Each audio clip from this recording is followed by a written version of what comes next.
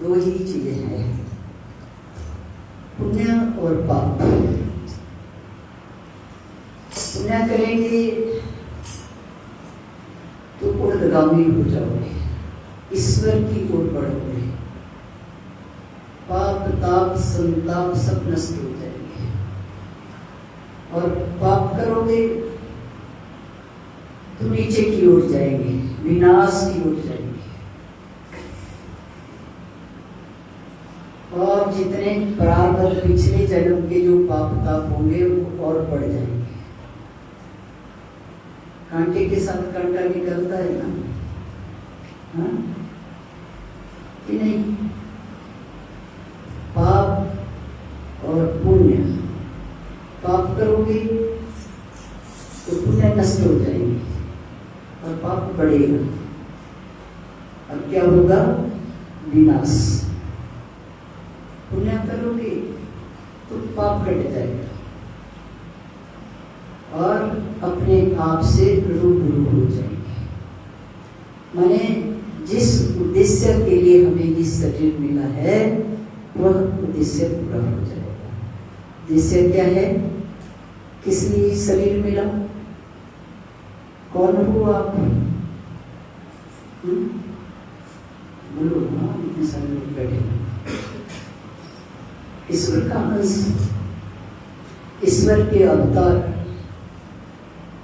अब मनुष्य शरीर इसलिए मिला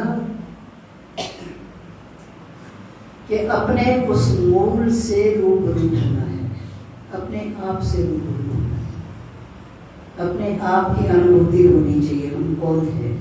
शरीर नहीं है, मन नहीं है, न बुद्धि है, न वाणी है, न अहंकार है, न चित्त है। हम कौन है? ईश्वर क्या। तो इस शरीर में रहकर ईश्वर की अनुभूति ना हुई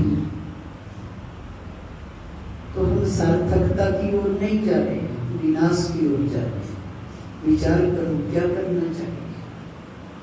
कैसे हम अपने मूल से, अपने जो वास्तविक स्वरूप है उसके साथ कैसे रूबरू होंगे, कैसे उसका साक्षात्कार हो। उसके लिए कहा ओम जप ले ओम बंदे, यही तेरा काम है। ओम जपने से क्या होगा? मन सुधर जाएगा, मन शुद्ध हो जाएगा।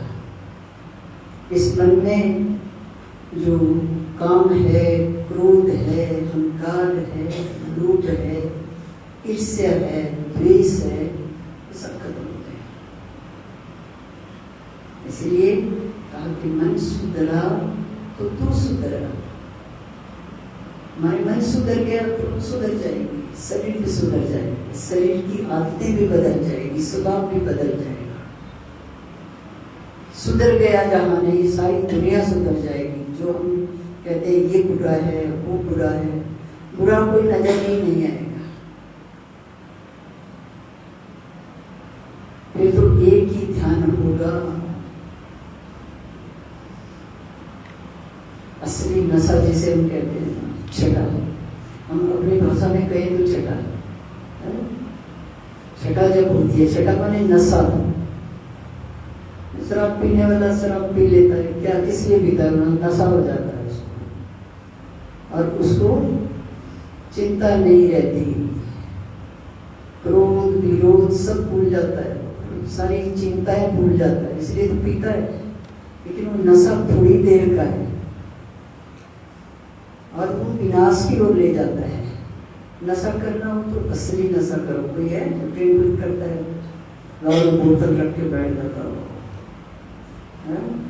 घर वाले कुछ भी बोलते रहे, पत्नी रोती रहे, बच्चे रोते रहे, कुछ नहीं, दारू चाहिए, पीना है।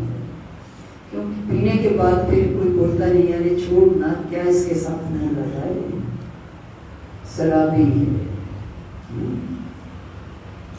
तो ऐसे ही जब असली नशा करने वाला जो भक्त होता है, अपने ईश्वर के साथ जुड़ जाता है, जो नाम जपता है, हर श्वास पे नाम जपता है, अजपा जपता है, उससे मन सुधर जाता है, मन मस्त हो जाता है, मन को नशा हो जाता है उसके नाम का।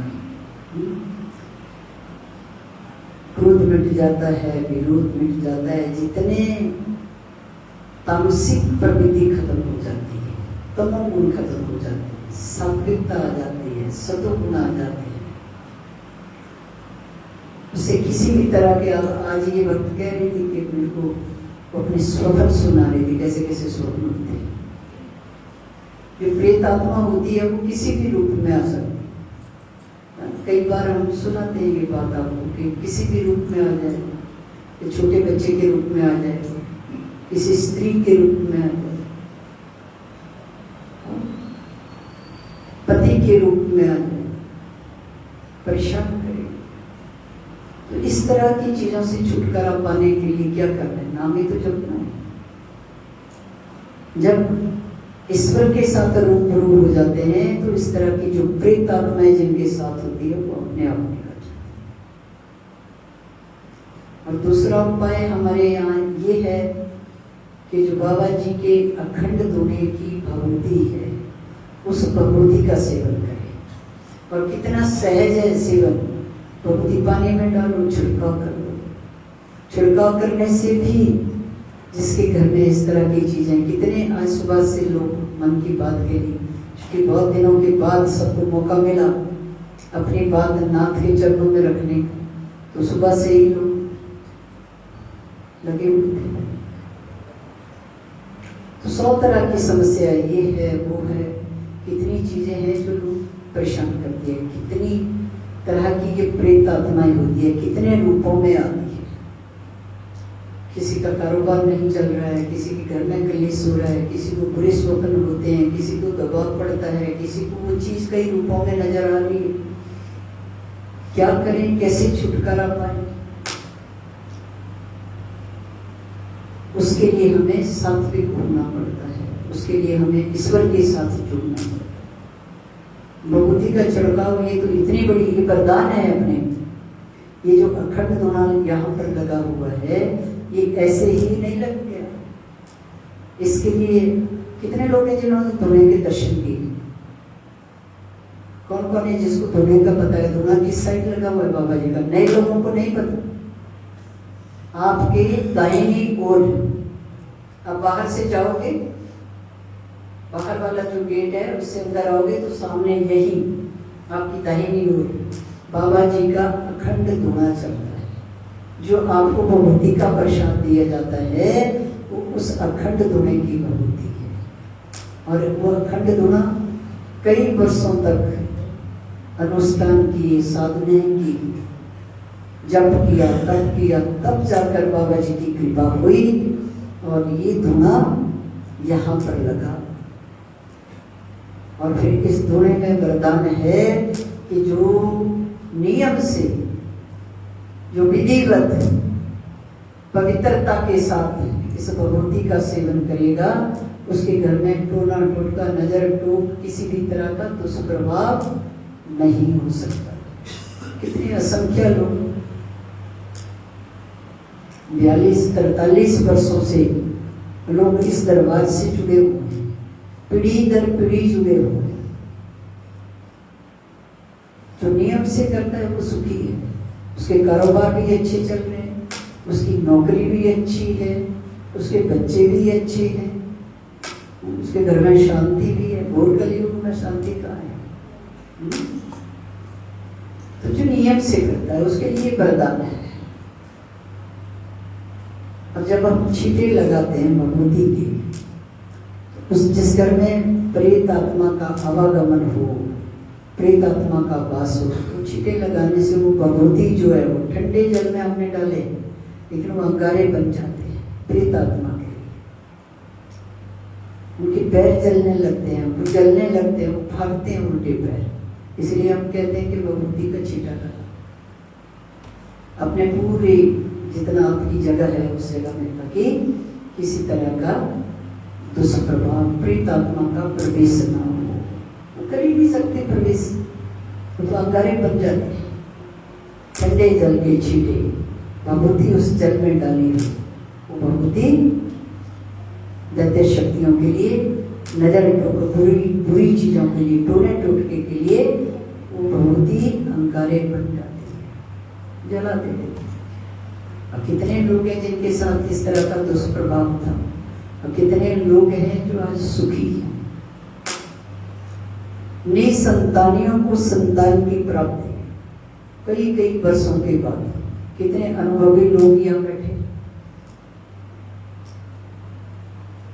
डॉक्टरों ने हाथ खड़े करके बाबा जी की कृपा से साइंस भी फेल हो गई। डॉक्टरों ने मना कर दिया, संतान की प्राप्ति नहीं हो सकती। क्या क्या आजकल चला हुआ है, टेस्ट बेबी करवाओ, ये करवाओ, वो करवाओ, सब करवा के देख लिया, नहीं कृपा। चूंकि दुष्प्रभाव, हम तो कहते हैं कि जिनको संतान की प्राप्ति नहीं होती और शारीरिक रोग भी कुछ नहीं है, तो उनको बंधन होता है, फूक बांध दी जाती है, तो उनको फिर संतान की प्राप्ति नहीं होती। और बाबा जी की कृपा हो जाए तो 20-20 वर्षों के बाद भी इस दरबार में भक्तों को, निसंतानियों को संतान की प्राप्ति हुई।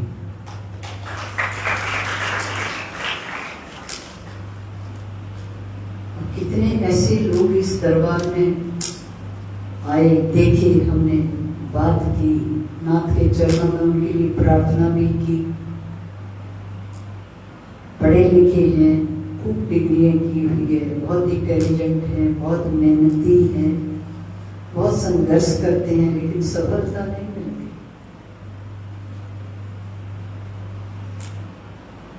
बहुत प्रयास करने के बाद भी सफलता नहीं मिलती। ऐसे बहुत लोग इस दरबार में आए, तो ये भी बाबा जी की कृपा होते हुए हमने देखा। उसका चमत्कार हमने कि जो जुड़ गया उतर गया। कई कई वर्षों तक उनको सफलता नहीं मिली। जैसे ही नाथ की शरण में आए, नौकरी भी अच्छी हो गई, व्यवसाय अच्छा हो गया, थोड़ी मेहनत में भी बहुत कुछ अर्जित करते हैं। एक एक बात, एक एक अनुभव भक्त अपना इस दरबार में आकर सुनाते हैं। जहां कृपा हो गई, अब कृपा तो तभी होगी जब हम जुड़ेंगे।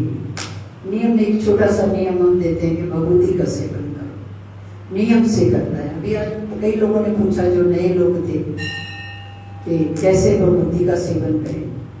बहुत सहज है। पीने के लिए आप पानी भर के रखते हैं, उस पीने वाले पानी में भगवती की एक चुटकी डाल दो। वही भगवती वाला पानी पीना है, वही छिड़काव करना। कितना सहज है, वो अमृत बन जाता है। उसको फिर आपके भीतर किसी भी तरह का दुष्प्रभाव है तो सारे ही ईश्वर का स्वरूप, आत्मा तो ईश्वर का ही अंश है, लेकिन उसमें कौन प्रवेश कर गया? कोई देवता है या दैत्य है?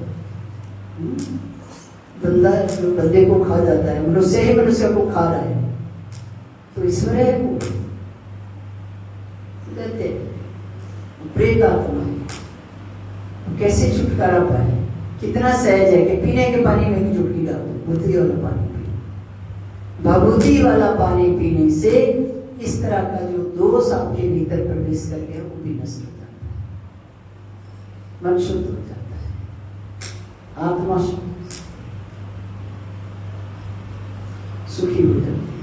तो ऐसे बहुत सारे अनुभूति हैं, अनुभव लोगों के, भक्तों के इस दरबार से जुड़ने के बाद बहुत सारे अनुभव हैं। कई तो परिवार ऐसे आए, एक परिवार तो हमारे यहाँ ऐसा आया कि पूरे परिवार को डॉक्टर ने कहा कि टीबी हो गई और लास्ट स्टेज बता दी, अब इसका इलाज नहीं हो सकता। जब उन्होंने भगवती का सेवन शुरू किया, बिल्कुल ठीक हो गया। अब पूरा परिवार आता है, अनुभव अपने सुनाते हैं। डॉक्टरों ने क्या, अब नहीं बच सकते, अब कोई इलाज नहीं हो सकता, फिर भी बच गए। ऐसे कितने लोग हैं, कैंसर के मरीज इस दरबार में ठीक, किडनी फेल हो गई, वो भी ठीक हो गए। अभी अनिल जी बता तो रहे थे कि डॉक्टर ने कह दिया कि किडनी खराब हो गई, डायलिसिस करवाओ, बोला मेरा तो डायलिसिस एक ही है, मैं भगवती वाला पानी पीऊंगा। श्रद्धा है, विश्वास है, पिया। और 10-12 दिन के बाद मेरा ख्याल उन्होंने अपना अनुभव सुना कि मैं ठीक हो गया। मैं कहा जाओ टेस्ट करवाओ। उन्होंने टेस्ट करवाए, ठीक। डॉक्टर ने कहा क्या किया तुमने, ऐसे कौन सा इलाज किया, और कुछ ले रहे हो, और कोई दवाई ले रहे हैं, और कोई इलाज करवा रहे हैं? बोला हाँ जी इलाज तो करवा रहे हैं। बोला क्या इलाज किया? बोला बाबा जी के अखंड धुने का प्रसाद लिया। भभूति मिलती है बाबा के दरबार में, वही भभूति हमने पानी में डालकर घोल कर पी, उसी से ठीक हो गया। इतनी बड़ी बात। जो श्रद्धा से, सच्चाई से, ईमानदारी से भगवान का नाम लेता है, उसके चरणों में जुड़ता है, उसका हर तरह से कल्याण हो जाता है।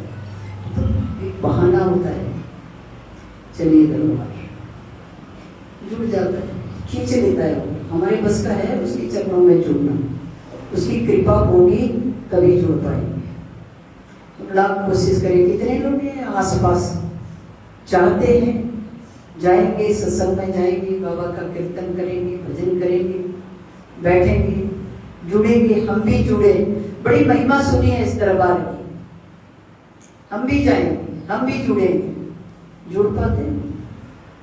एक हफ्ता है, दूसरे हफ्ते फिर छुट्टी होगी, कोई ना कोई बहाना। दृढ़ संकल्प नहीं, जुड़ाव का भाव नहीं है, प्रयास नहीं करते, वो रह जाते हैं, कई कई दिनों तक लटके रहते हैं। कई कई दिनों के बाद लगन लगती है। मैं तो कहती हूँ कि आखिरी श्वासों में भी लगन लग जाए तो जीवन सार्थक हो जाए। इसलिए कहते हैं कि ओम जप ले ओम बंदे, यही तेरा काम है। जितना मंत्र जपते जाएंगे उतना मन शुद्ध होता जाएगा, उतना जुड़ता जाएगा। उमापति महादेव